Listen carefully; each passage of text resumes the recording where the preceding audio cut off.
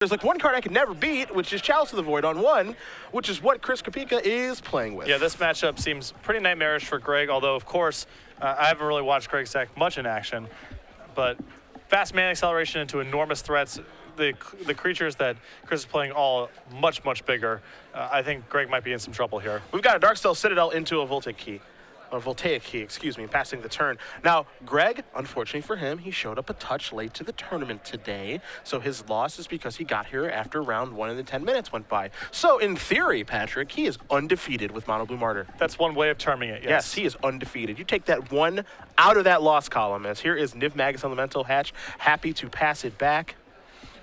And this is where a lot of the power in the deck comes from, because this thing is capable of getting lethal, especially against decks that don't have things like Swords to Plowshares. That's a troubling card for Greg to move all in against, but Chris isn't really going to present any sort of disruption. Patrick, Chris plays a Petrified Field. Name that card. What's it do? I believe you can sacrifice it to return a land from your graveyard to your hand. Set? It is from Odyssey, I think. I think you are correct. Nimagus Elemental coming in. Still got it. You still got it. Well done. Nimagus Elemental coming into the red zone. Curse Catcher played pre-combat. In we go for 1. Greg with not a second land. The reason for that is because he's playing 13. Yeah, 11 Island, 2 Wasteland, the mana base. Here's a City of Traders. This is a Lodestone Golem. I would probably counter that, but we'll see if Hatch would like to counter that. And Hatch with a bit of a smile on his face, having an idea of what he's up against now. Yeah. He does have a Force Will in his hand. He has another blue card. The question is, does he want to counter this, or does he want to get a little bit fancy with old Nimagus Elemental? Well, that is an angle that Greg has access to, is just trying to go over the top of Chris with a large Nimagus Elemental, but that's very hard to do in the face of Lodestone Golem, which is going to make Greg's spells much more prohibitive to cast. Yeah. Lodestone Golem Vintage All-Star. Makes me mad that this card doesn't see any other play outside of Vintage, but I guess when no other format has Mirror's Workshop, makes it difficult. Yeah, the Moxes also help a lot with this card. I suppose that's true. I suppose that is true. I'm saying let's get Workshop in the Legacy and see what happens. Like, for just 1 week. I think not a good idea? It would be cute for one tournament, maybe. Wasteland is legal. You can kill the Workshop. Yeah, but you only need to tap the Workshop once.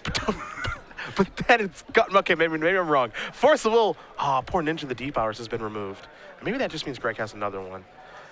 Hatch is going to untap. Looks like he's, oh my goodness, give it to me. So Sky Hussar, there's 4 copies in this deck. It's actually uncastable, but it is here just as another way to draw cards, and works very well with Greg's plethora of cheap creatures. Dissension All-Star. Yes.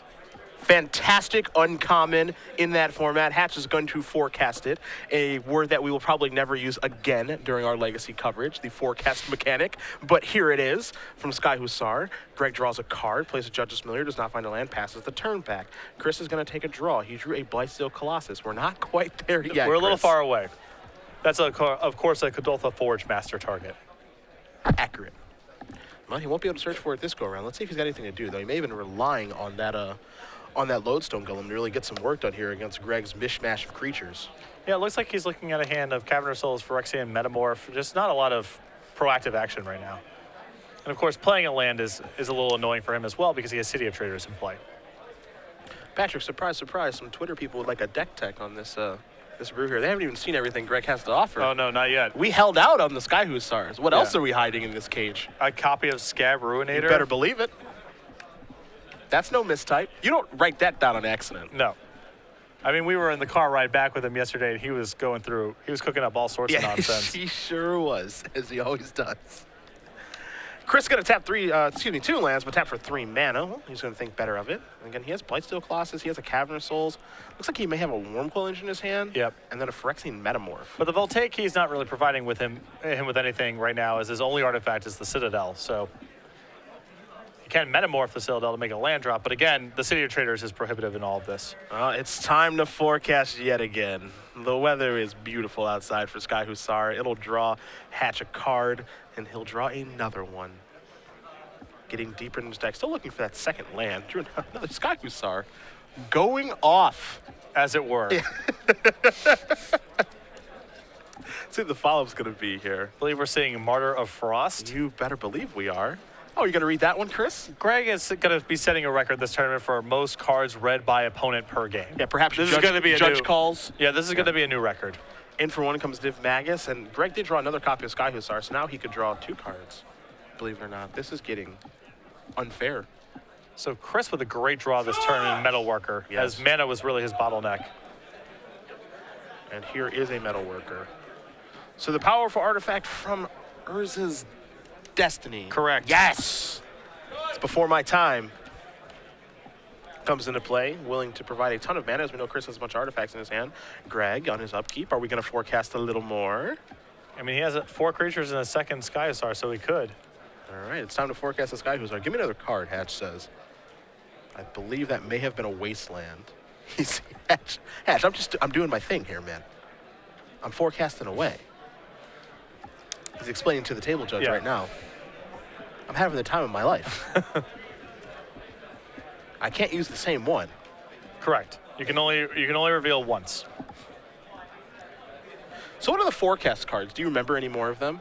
I know at least one. Proclamation of Rebirth, I recall. Okay. And that's the end of the list. I think it's Paradise of Plumes. That might not be the correct name. You can forecast to tap something under upkeep for what you can show it and tap something for, you pay white and a blue and then tap it. And he's gonna show another Sky Hussar. Look at Hatch go. Another card coming. So now Sky Hussars are gonna go back to the grip. All right, now he's gonna draw for his turn. That's an Ancestral Recall. It sort of looks like Greg is spinning his wheels here, but all he's trying to do is make enough land drops and get enough spells where he can kill Chris in 1 or 2 shots with Nimagus Elemental. Yeah. That's realistically all he's trying to do right now. Also, now that he has 2 lands, you can assume that he has, we know he has at least 2 blue cards. We don't know how many more he has in his hand, even though you can see a decent amount of them. So now Martyr of Frost is actually being turned on into something realistic, which is sweet, because Martyr of Frost, it counters any spell. Correct. It's not just like an instant or sorcery, which you would probably think about. As now Hatch is going to go snap back in to reality. Oops, there goes gravity. This is a Time Spiral block draft all-star. Hold. It did make top 8 of a Pro Tour. Yeah, I believe it. I mean, a free on summon's pretty powerful. In Sam Black's Poison deck at Pro Tour Philadelphia. Had one of those to muddle the mixture for. So Hatch does make Chris pick up his Metalworker there. Basically a time walk, because now he leaves the 2 mana open too. Snapback being free, so now Martyr of Frost can be on counterspell duty. Yeah, and all these exchanges look bad from a card economy standpoint, but Greg's just drawing so many cards that he can afford to do stuff like this. Here's a Lodestone Golem. Will we counter this with Martyr of Frost? Could have fired off Wasteland. Don't think he needs to right now. Well, he's trying to hold up 2 mana for Martyr of Frost. Yeah. So the second land's really valuable for Greg. And one thing here, too, is like this proved to be a problematic card previously for Greg. He countered the first one with Force of Will, so I wouldn't be surprised to see him counter this one, too.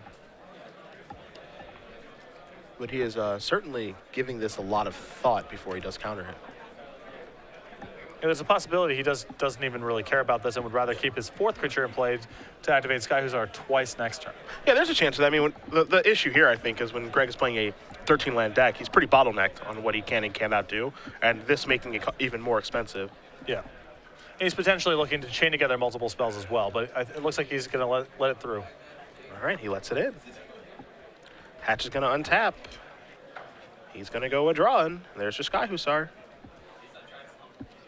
You have any idea how badly I'd want this deck to be a thing? This is a riot. Yeah. What's happening right now is a riot. Sky Hussar again. Nimagus Elemental drawn. Now it's time to draw another card. All right, so Hatch just found a couple of lands here. And if you're in Chris's seat right now, you have this dual feeling of he's not doing anything, and I'm sure he's about to kill me. Yeah. Not the best feeling in the world to have. And Greg's picked up a Flusterstorm, so that's another piece of all of this. Oh, let the fun begin. Flusterstorm plus Nimagus Elemental. It can be a riot. Is this, oh my God, is he gonna cast Scabrunator? Or is he he's gonna discard Scabrunator probably. Hashtag things I didn't think I'd say on coverage. Discarding Scabrunator. As an additional cost to cast that card, you exile 3 creature cards from your graveyard. You can cast it from the bin too. So it was a card that was like kind of supposed to go in Dredge-ish, but it's just this really weird, wonky blue card that was printed in Innistrad. Yeah, there's one copy here, of course, between Curse Catcher, Judge's Familiar, and Martyr of Frost. Greg has a lot of ways to just make this happen. And the card does a nice job of closing the game out too, so. Here's 3 mana from Chris. That is a Phyrexian Metamorph. Will Hatch counter this? Because that is looking to likely copy the old Lodestone Golem. And the second copy of this really puts a squeeze on Greg. I would imagine he's going to fight over this somehow. I think you probably have to at this point. I think like letting the first one go is probably okay. I think I'm a little bit more scared of the second one though. So Martyr of Frost, it's been a good run. We've had some memories. We've had some laughs, but... And Hatch is going to change the way that he activates this. Wants to leave Wasteland open in case he wants to cast it. Time to show some blue cards off, Greg. Probably these Sky Hussars we've been using. Yeah, that's a good choice. Yeah. He knows about those, so... See? No info for you, my friend. If Chris pays a cool 3 more mana, it shows the Nimagus Elemental, then he can let this... It will be able to resolve if he paid 3 more, but he does not, so... Yeah, he doesn't mind showing off the Nimagus Elemental just to be safe in case there's some weird Simian Spirit Guide action going on in Chris's hand. Greg just erring on the side of caution there. And for 5 we go. Hatch going to go down to 14. Now, it's time to forecast yet again with Sky Hussar. Hatch going to draw a card. Another copy of Flusterstorm.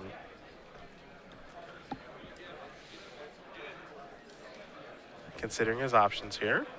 Yeah, for example, he could cast Spellstar Sprite inside of the upkeep and then forecast again. You see it all. Every angle. Wow. I don't know if I'm seeing every angle because there's a lot going on here, but I'm seeing some of it. That is an angle I did not see. Now, here's an angle on Greg hopefully does not miss, which is if you attach the Nimagus Elemental, it could be a surprise blocker and Lodestone Golem being untapped via Voltaic Key. Yeah, I think Craig is right now still on his... He's just trying to generate a bunch of cards right now. Okay. Well, that's what he's going to do. So he plays Spellstutter Sprite, does this, draws an island. Sky Stars go back to the grip. He draws a card for the turn. He's going to play a land.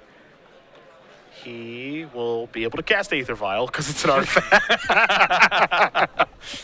Yeah, you see, Hatch, I knew it. I knew you would say that. So Vial will slide in underneath this, and he's going to pass the turn back.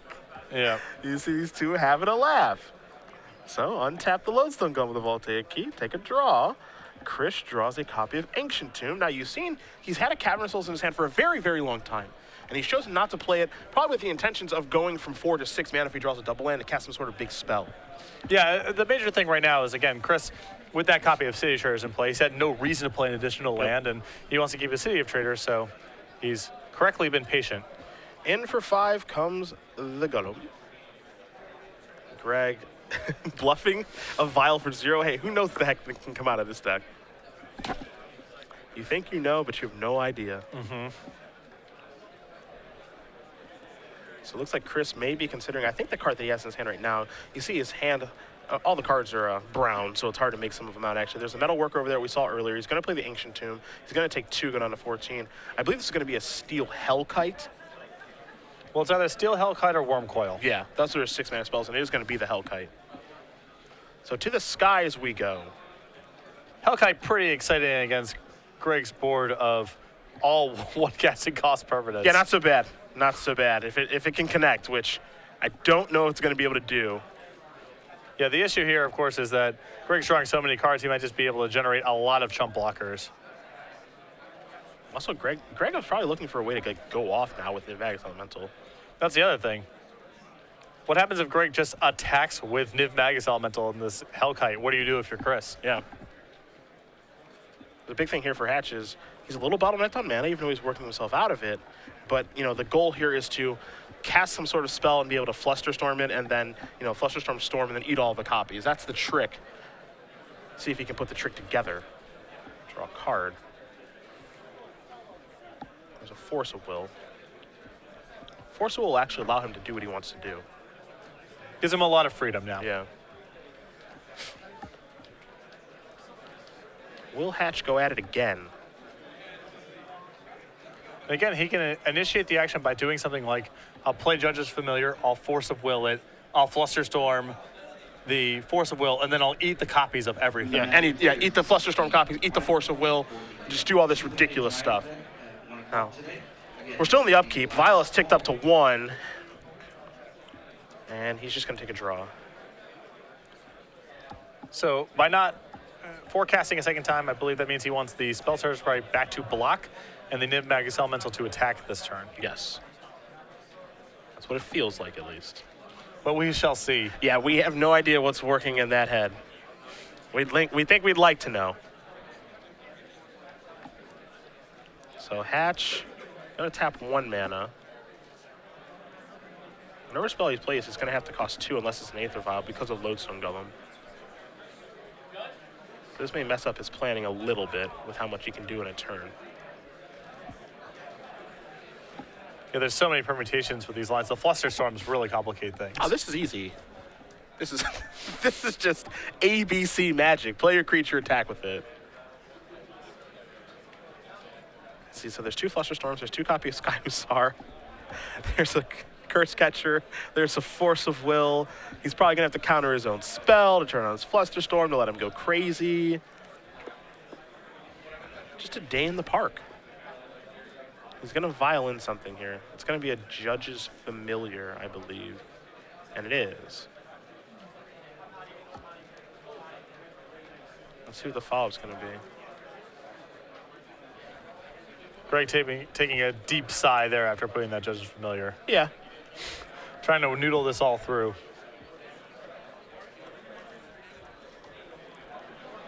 And you can see why Daze is great for initiating these lines of play with Flusterstorm here, as it's a freebie. I honestly feel like that's what he's kind of looking for. Greg considering casting Nimagus Elemental or a Curse Catcher.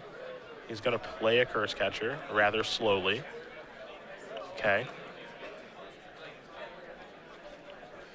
It wouldn't surprise me if he had the intent of just putting a bunch of creatures in front of Lodestone Golem. Yeah, I don't hate that. Hatch going to pass the turn back. Not going to fire off Wasteland still. I guess because Force of Will is going to cost 1 and Flusterstorm is going to cost 2, he can't afford to fire off Force of Will. Yeah. That makes sense, actually.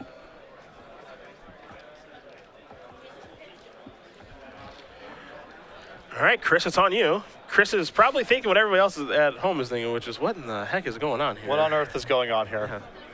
I haven't seen anything like this. How is this happening? Yeah. Let me hit with that Overseer one time. Yeah.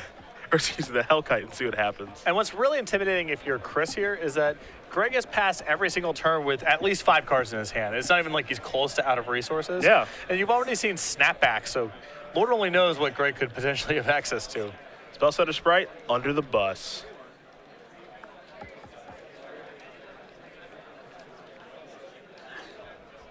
There's the City of Traders. Let's see what the follow-up's going to be.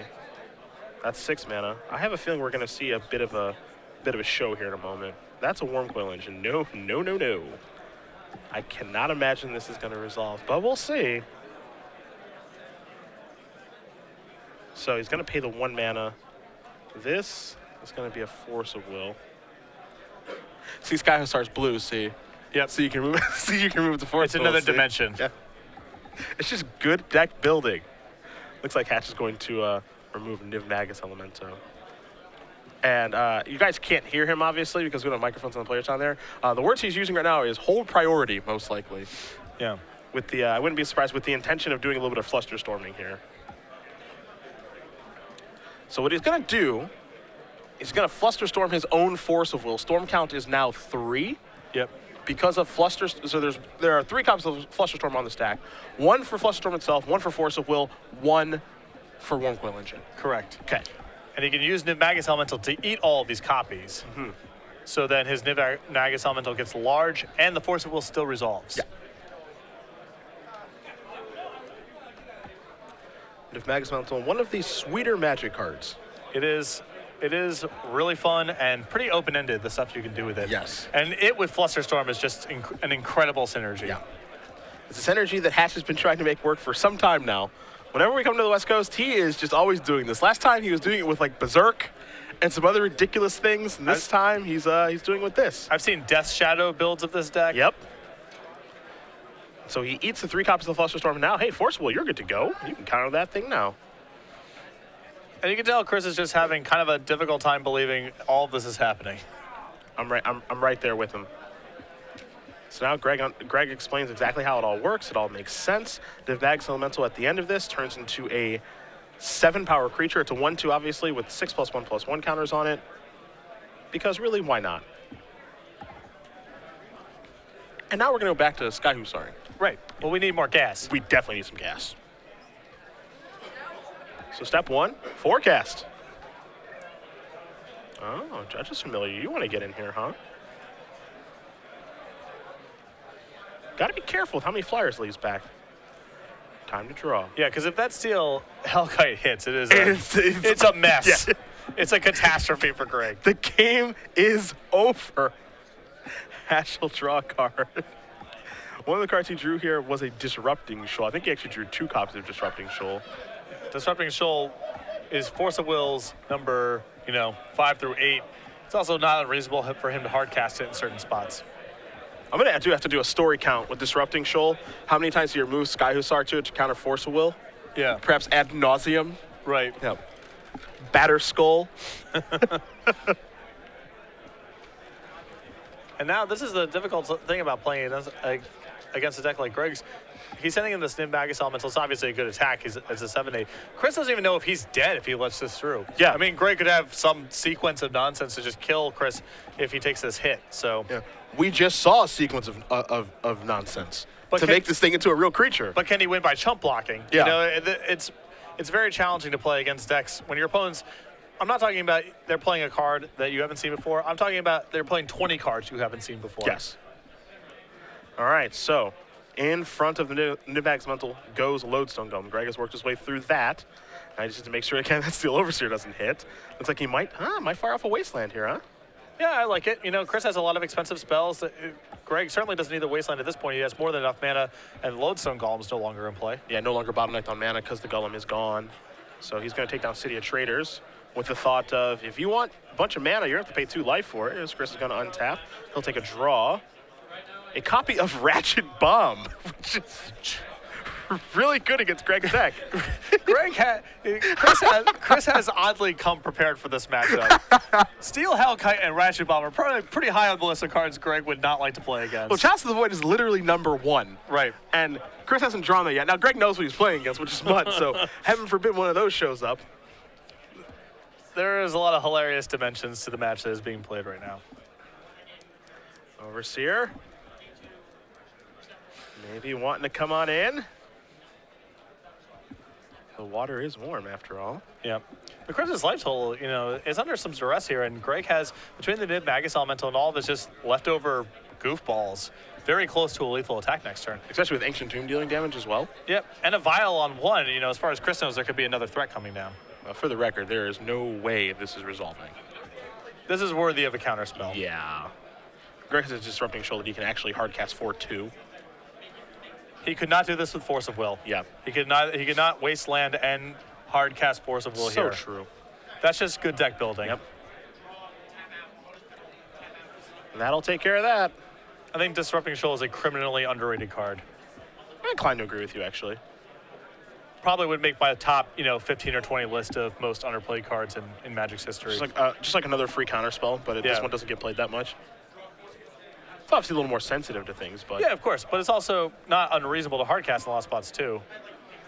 Especially when we were playing standard formats where, Moloku, Kaiga, and Azami were all cards, and if you ever resolved any of them and didn't die, you won the game. Yeah. I would be in the market for a situational Force of Will quite often. Chris is going to take 2. He's going to go down to 10 via Ancient Tomb. I think we're going to see the Metal Worker. There that is. Steel Overseer.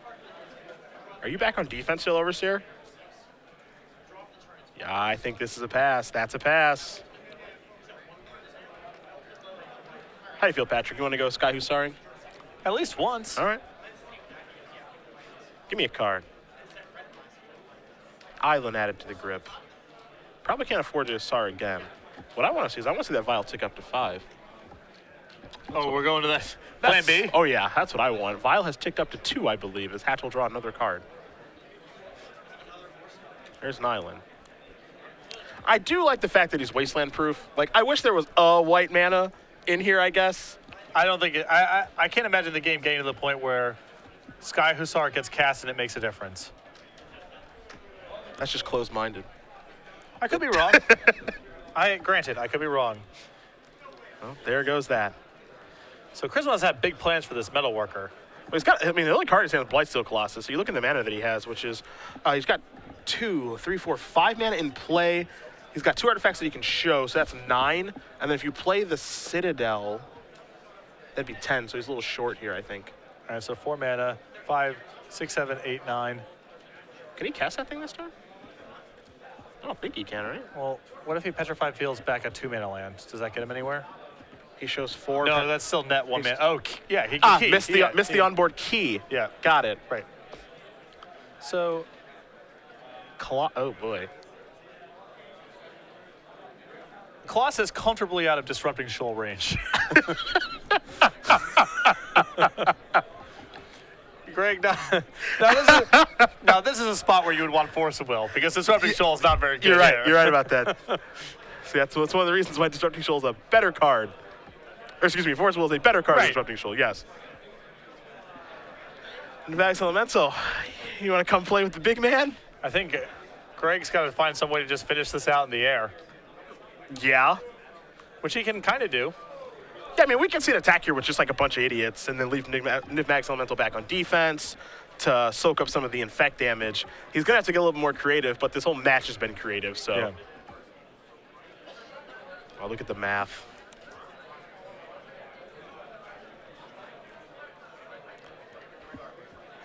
I mean, again, he can try to set up some sort of Flusterstorm play.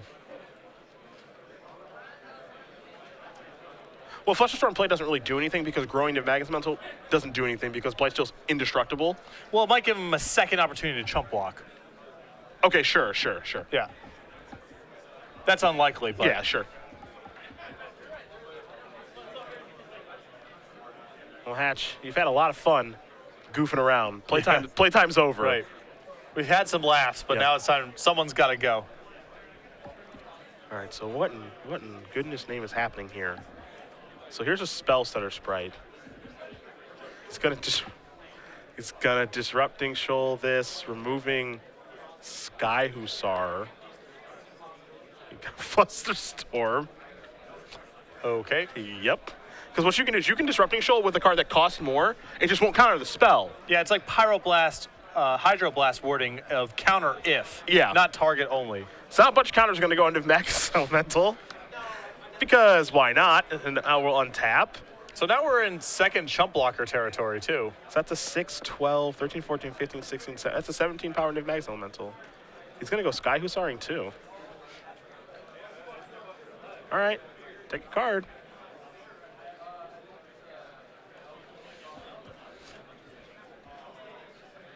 Not quite sure what Hatch drew here.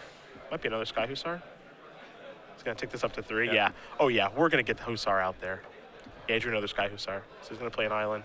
We're going in the air. You can also get his Scab Ruinator back, right? And increase his clock If he substantially. remembers, because I forgot. Are there 3 creatures down there? I'd have to imagine. There's a Martyr of Frost. A Spellstutter Sprite? Right, I'm not sure there's a 3rd one down there, actually. Oh, okay. Grim Monolith to draw here for Chris. So here's the issue. Well, Chris just gets killed on the crack. Well, that's not necessarily true. I thought that too. So if he swings in with Blightsteel because the key, Yeah, he can key it. Now obviously he's going to swing in with Blightsteel because he has to, I think. And now Nimagus is going to get in the way. Yeah. 11 counters gone. Yeah. Yep. And Chris is really enjoying this too. If you don't love this, you don't love Magic. I don't know what to tell you. If every matchup legacy was some variation of this, it would be perfect. Greg, with Vial in the stack, he'll go Hussaring again. Take a draw. It's a Force of Will. You're a little late, but you're not so bad. Taking this up to 4. Take a draw. Island. Play an island. Probably just Air Show again. Yep. And for 3, put you down to 2. Blightsteel can't get the job done through this. I'm not sure what Chris can draw. It's a Cydia Trader, so it's not going to get the job done. Along with the Monolith and Darksteel Citadel, he can make a bunch of mana. He can attack for 11 poison. Patrick, what was less likely today?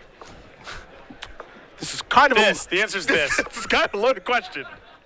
A Martyr of Frost in play at any point, or a Blightsteel Colossus attacking twice and having it be no good. Just blunted by a 1-mana creature? Yeah, just absolutely no good. I would say the second thing is less likely. We're going to have to get our infect counter up on the screen here because Blightsteel Colossus dealt some infect damage.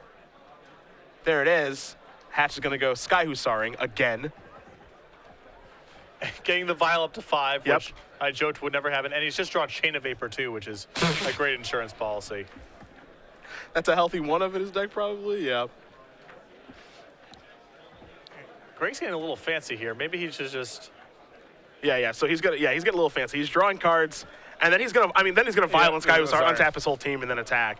A little fancier it needs to be, given that there's about 20 minutes left on the clock and he needs to get the game over with. But he's also having the time of his life. Sky Usar's going to come into play, trigger, untap all the creatures, attack with the 3 flyers. And that is lethal. Yep. That's exactly what that is. Anyone who says we don't have the best job in the world is lying. Yeah, they are lying. I believe Chris just said, "What happened?" Yeah. As we're going to go to the sideboard here. There's just, of course. What's more awesomeness here? 2 copies of Divert, 2 copies of Umas, I should say, 2 copies of Pity Needle, 2 more copies of Scabruinator, 2 Back to Basics, and Ivory Tower, which I assume is for some sort of beatdown matchup, maybe Burn. I'll actually tell you how the Ivory Tower came to be. When we were getting out of the car yesterday after dinner, he found one in the trunk of the car underneath a tire, and he said, "That's the answer." I don't know what the question was. Yeah. It's funny to look at this because if you look at Greg's deck, it's like there are a lot of cards that I don't think he can beat, and some of them are fairly innocuous. Could he beat White Knight? You know, could he beat a 2/2 first striker? Seems tough. It's seriously like some creatures like that. Imagine someone resolves Bramaz against him. Bramaz is better than all of his creatures in play at once. Yes. So there's definitely some limitations here, but you can see that for a deck that's trying to do the unfair legacy stuff, there's just so many annoying cards to try to slog through. Greg is hoping he does not play against the card Tarmogoyf. Yep. Not sure if you've ever heard of that one. Yeah. Or True Name Nemesis. Right. Yeah. Does not want to play against that one either. 3 copies of Smirch and a Spellstar Sprite. Yeah, we had the conversation as we were going back to the hotel room, and you guys dropped me off where Greg was talking about all these different cards he's planning on playing and all these good matchups and all this stuff. And he's like, when you have me on camera tomorrow, I'm probably just going to be getting my head kicked in by 2 Tarmogoyfs or whatever. But there's a lot of cool stuff going on in theory. On Chris's side, he's got 3 copies of Tormod Script, a Defense Grid, a Thorn of Amethyst, a Ratchet Bomb, a Phyrexian Revoker, 2 Spellskites, a Witchbane Orb, a Nevinyr's Disc. Whoa, dude, Nevdisc is really good against Greg's deck. Is really good. A Duplicant, a Steel Hellkite, a Spine of Isha, and an All-Is Dust Buster. Well, I love the Ratchet Bomb. Revoker good here. Phyrexian Revoker? Yeah, he's got Vial. I mean, yeah, there's Vial, there's Martyr of Frost, there's some cards. Let's see here. Spellskite's like whatever. Defense Grid's whatever. Nevdisc is great. Duplicant is expensive and probably okay. Steel Hellkite's obviously great, but probably never going to connect. I mean, there's all this kind of stuff is you have your mana and then you have your big stuff. Yeah. And what's your best big stuff? That's all the question is here. So to me, for example, I believe that Steel Hellkite's probably better than Blightsteel Colossus because they both win. You read the game if you hit once, and one of them flies, and one of them is less mana. So that's like a pretty easy swap, for example. I think you're going to see a variety of that kind of thing going on. And as we have mentioned a few times today, the one thing that Greg said cannot beat under any circumstances, a resolved copy of Chalice of the Void. It's not happening. Yeah, he basically needs to be on the play and have Aether Vial, and then he can play a game. But if Chris goes turn 1, Ancient Tomb or City Traders into Chalice for 1, and Greg does not have a Force of Will or Disruptive Shoal on the spot, it's nearly impossible for him to win. It is lights out Guerrilla Radio. We're talking about having to hardcast Spellstar Sprite into Ninja of the Deep Hours, into whatever. So there's a lot to ask for. We'll see what happens in game number 2 here between Hatch and Kapica. Mono Blue Martyr versus Mud. You know what?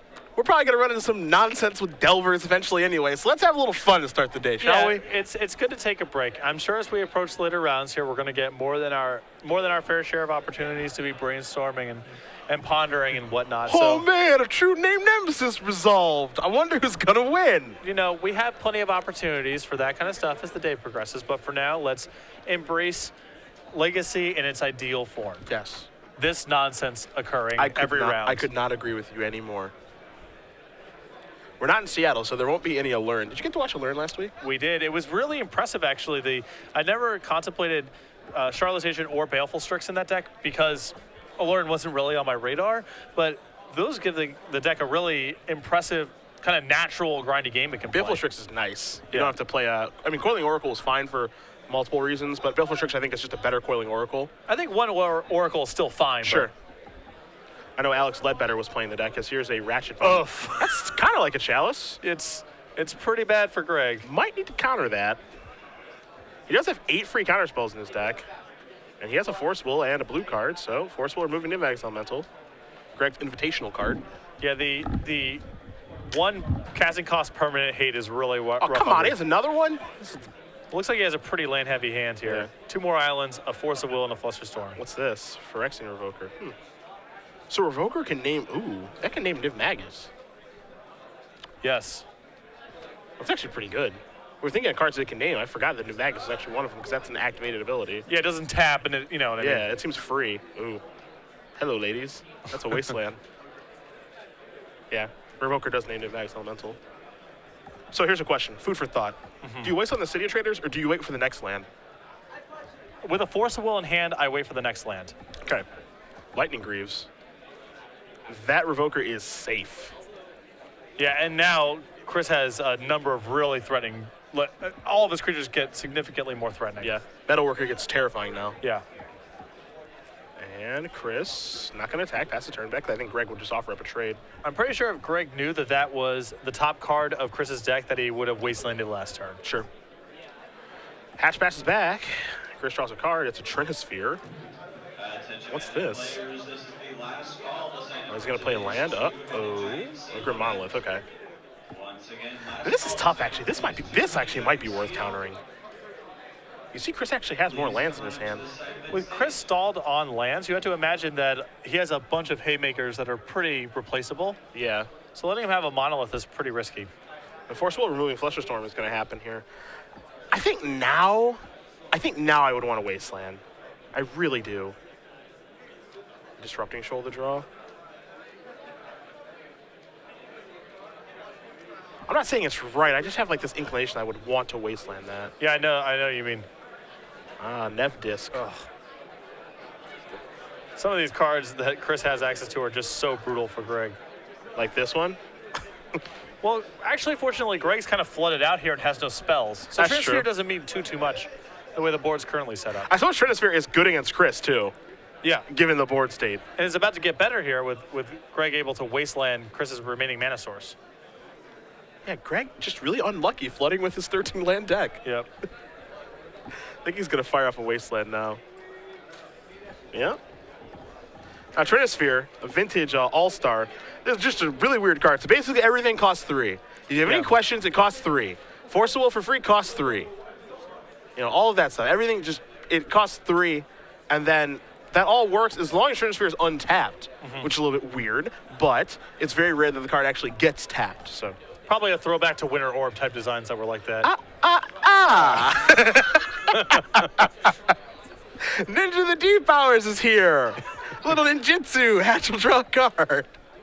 He'll play an island. He can't cast a spell. He doesn't have 3 mana, and he will pass the turn back. Chris will draw. It's a Darksteel Citadel, but he won't be able to cast a spell because of Trinisphere. Yeah, his hand is Nev Disc, Metalworker, and some big boys. A Forge Master and a Colossus. One more land, though. Chris is actually in pretty good shape. Well, he gets to play Metalworker, Greaves on the Metalworker, and then go nuts, potentially. Yeah. Hatch draws a card. It's a Judge's Familiar. Kind of strange, actually, where Hatches,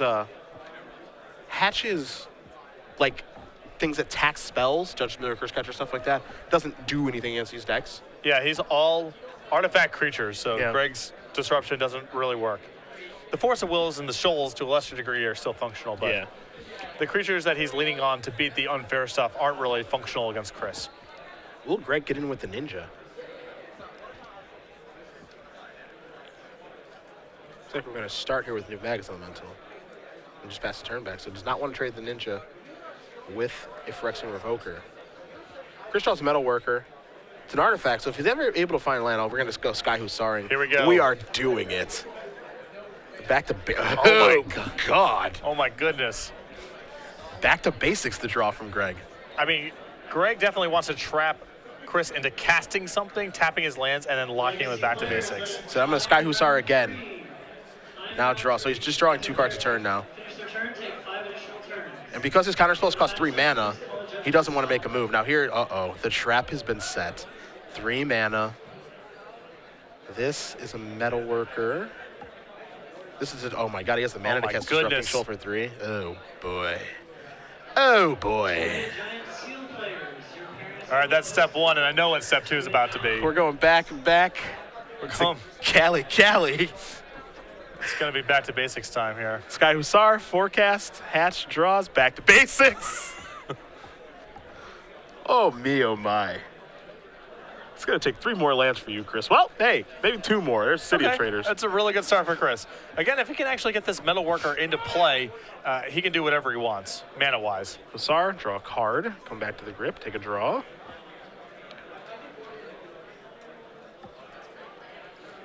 This is pretty impressive because in theory, Chris has a lot of cards that are pretty rough for Gray to be playing against.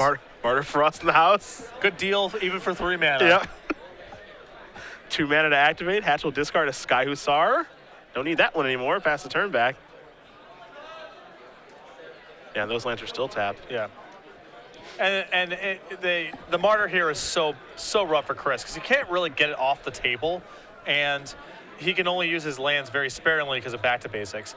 And it means that he can't get Metalworker into play on this board either. So it looks innocuous, but that's a really big advantage for Greg. It's time to go Hussaring again. Card coming. Hatch, oddly enough, looking for like just a 6 mana source, which he just found with an island.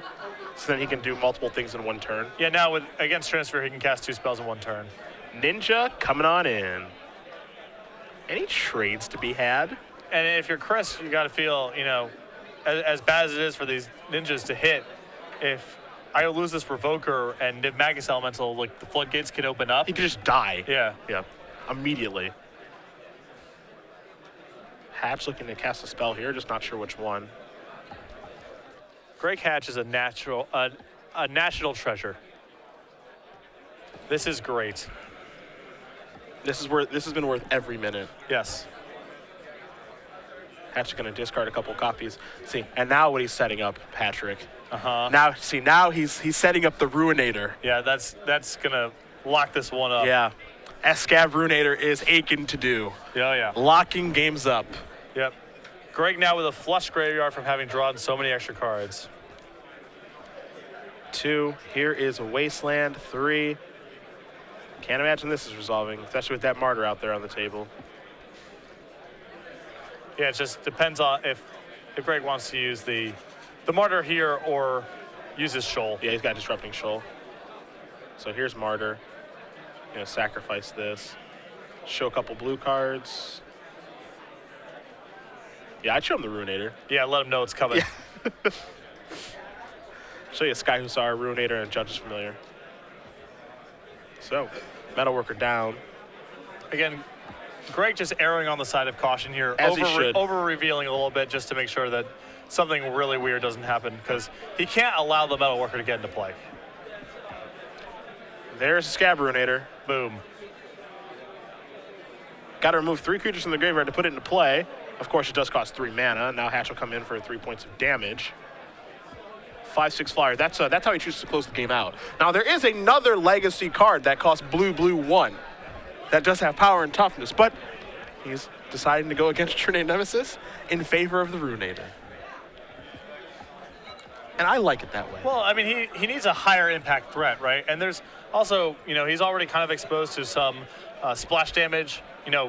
A card like Gregory Charm is already very good against him, So having just a big hitter could be better. So Hatch tried to cast a Needle, thinking the Trinisphere is all things instead of just thinking it's not like Lowstone Golem. He thought that if it's an artifact, it would cost 1 mana, but no. You have to pay 3. Chris draws his card, passes the turn back under the back-to-basics Scab Ruinator lock. Very common, as good now as it always is. Yeah, something you see just every day when you watch SCG Live. Hatch going to come into the red zone here with the Ninja, the Deep Hours, Nimagus Elemental, and the Scab Ruinator. Well, I don't know what you're laughing about. Oh, just the announcement. Yeah. And Hatch enters the red zone with a Ninja, the Deep Hours, a Nimagus Elemental, and a Scab Ruinator. Yep. That's a funny thing to say. Yeah. Does the opponent have any blocks? Normally it's the mud deck that is the ridiculous deck. Yeah. Not and, today. and locking out the opponent in 7 different ways. Yes. Yeah. Not today, my friends. And that's going to jump in front of the Ninja. Nimagus Elemental has finally been released from its cage. It can start to go crazy starting next turn. Damage resolves, Ninja will trade. 6 points of damage will come across. Just go down to 7. See what kind of follow-up Hatch has, if any. I mean, he could hard cast into the deep hours and leave up Force of Will mana, for example. Sure.